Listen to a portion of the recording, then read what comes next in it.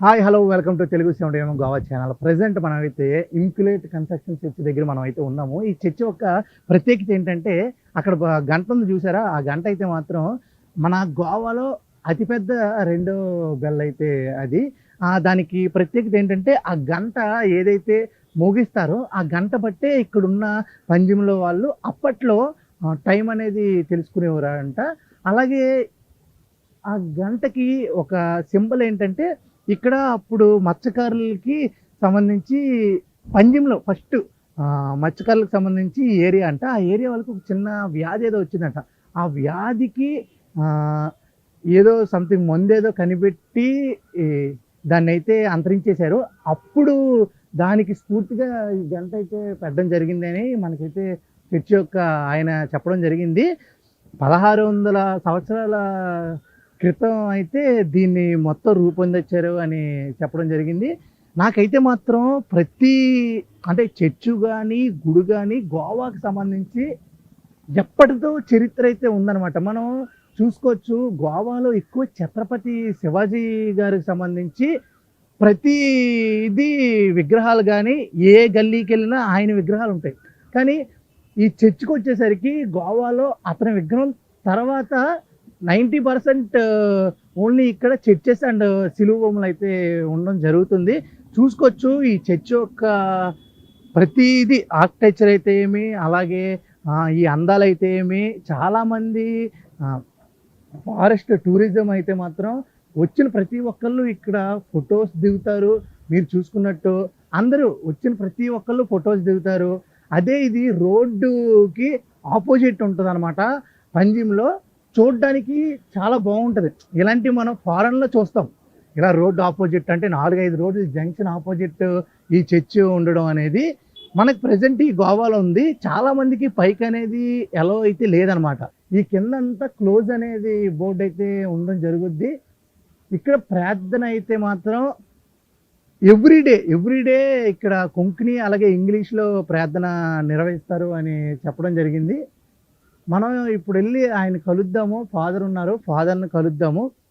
ఆయన ఏం చెప్తారో అసలు మనం చెప్పిందా లేకపోతే ఆయన చెప్పింది కూడా తెలుసుకొని దీన్ని నీట్‌గా ఆహ్లాదిద్దాం, ఆనందిద్దాం.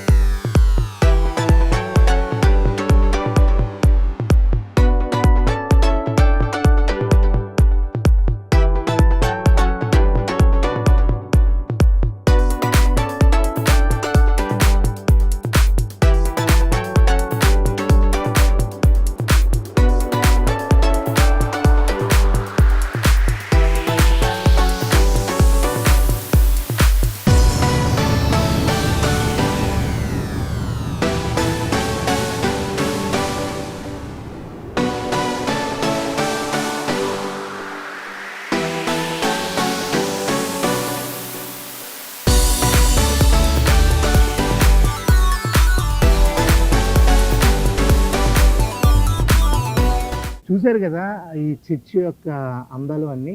ఇక్కడ ఏంటంటే నైటీలు కానీ, అలాగే లుంగీలు కానీ, అలాగే స్లీవ్లెస్ బనీన్స్ వేసుకుని ఇక్కడ రావటానికి లేదనమాట.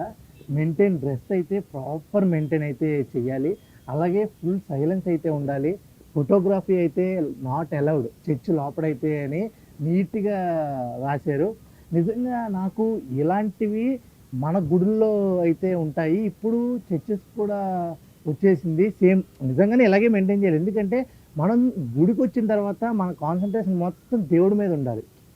పక్కనున్న వాళ్ళ మీద అయితే మాత్రం మన కాన్సంట్రేషన్ ఉండదు. ఉండకూడదు కూడా. అలా ఉండకూడదని ఇలాంటి రిస్ట్రిక్షన్స్ అన్నీ పెట్టడం జరిగింది.